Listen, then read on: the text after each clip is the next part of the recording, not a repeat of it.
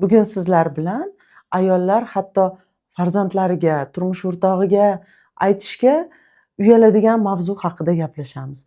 Bu mavzu ayollar yillar davomida hammadan yashirib yuradi va o'zlari shu darajada qiynalib yurishadi, hech kimga dardini ayta olmaydi. Bu masalani yechimi yo'q deb o'ylashadi. Bu siydik ushlolmaslik. Men Shahnoza Tojiboyeva ko'p yillik tajribaga ega bo'lgan shifokor akusher-ginekologman. Bugungi mavzumiz siydik ushlanmaslik haqida. Ayollarda bo'ladigan siydik ushlanmaslik bir qancha turlari bo'ladi. Hozir turlarini aytib o'tsam, siz o'zingizda aynan qaysi turi borligini bilasiz va o'zingizni qanday davolash kerakligi haqida ham bilib olasiz. Videoni oxirigacha ko'ring, kanalimizga obuna bo'ling va qo'ng'iroqchani bosib qo'yishni unutmang. Xo'sh, siydik ushlanmaslik qanaqa turlari bor?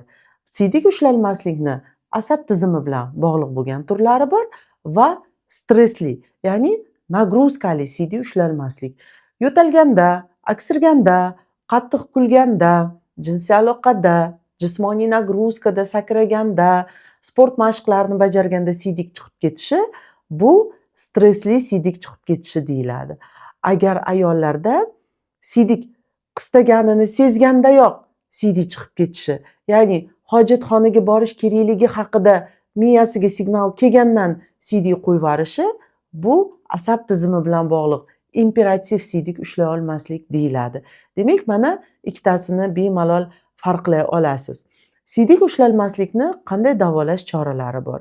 Siydik ushlanmaslikni davolashda hozirgi kunda zamonaviy fizioterapiya muolajalari, asab tizimi bilan bog'liq bo'lgan siydik ushlanmaslikda ba'zi bir tabletkalar bilan davolash choralari bor.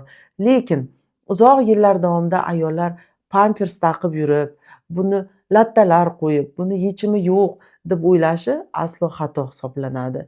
Siydik ushlanmaslikni zamonaviy davolash usullaridan bittasi Urasling sintetik setkalar siydik tagiga o'rnatiladi va ayollarda operatsiyadan keyin darhol o'zini siydiklari mahkam bo'lib qolganini sezishadi.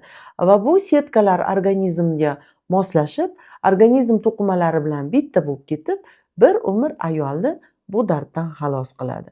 Agar sizda asab tizimi bilan bog'liq bo'ladigan siydik ushlanmaslik bo'lsa, ya'ni hojatxonaga borishim kerak degan xayol kelishi bilan yetib borgunizcha siydik chiqib ketayotgan bo'lsa, bunaqa holatlarda albatta tabletkalar bilan uzoq yillar davomida davolanish choralari olib boriladi. Bunday ayollarga Urasling lentalar ta'sir qilmaydi.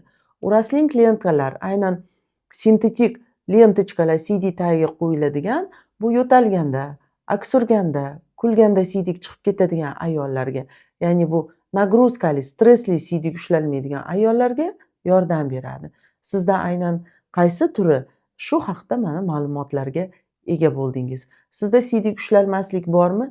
Yillar davomida buni hech kimga ayta olmay, yashirib, hijolat bo'lib, pamperslar taqib yurishga hojat yo'q. Bu masalalarni albatta yechimi bor.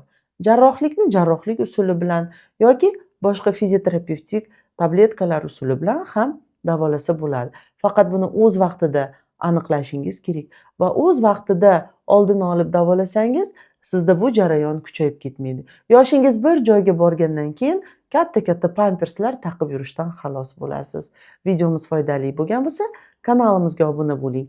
Bu kanalimizda ayollar salomatligi haqida barcha qiziqarli ma'lumotlarni olib borasiz.